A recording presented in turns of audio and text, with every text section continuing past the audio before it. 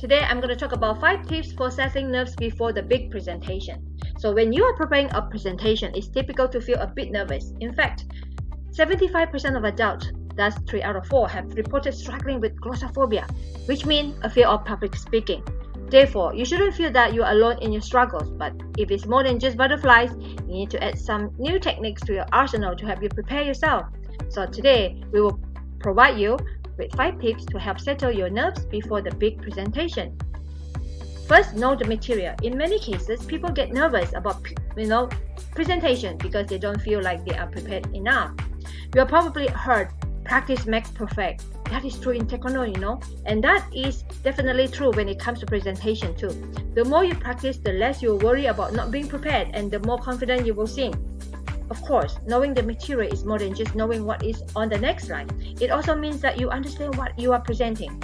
Many people don't understand what they are presenting or how that works. However, in order to sell your content, your product or services, you need to understand the problem is solved. This brings us to the next one. Know your audience. Research them. Who are they? What are the problems?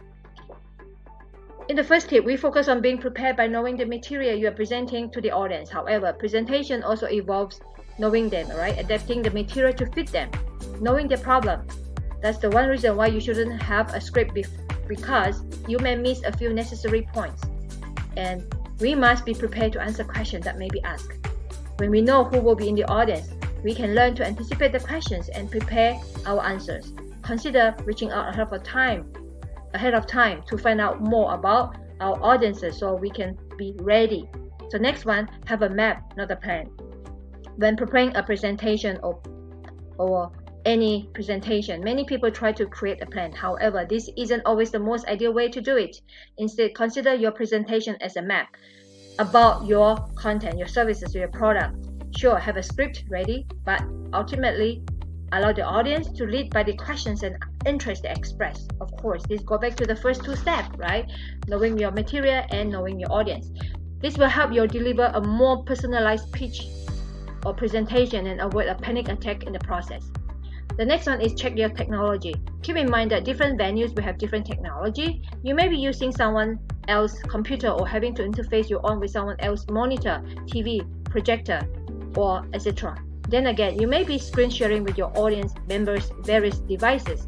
Each situation has advantages and disadvantages, and if you're not prepared, that can throw you off your game or our game.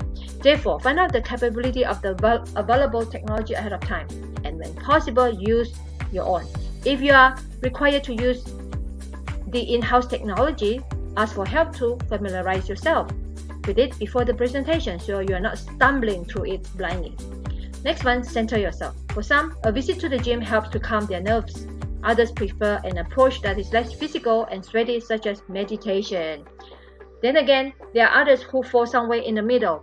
They are not gym bunnies, but they are not interested in full-on meditation either. That's why I encourage you to take my fitness personality quiz. What are your type?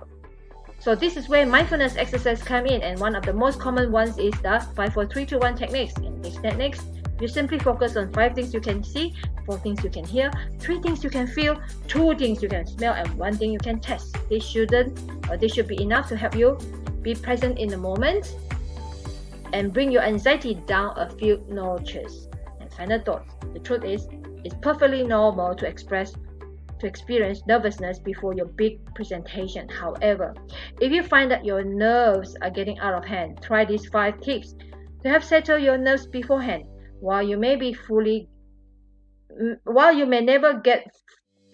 get over your anxiety surrounding public speaking, you can make things easier for yourself. So again, there are 5 things are: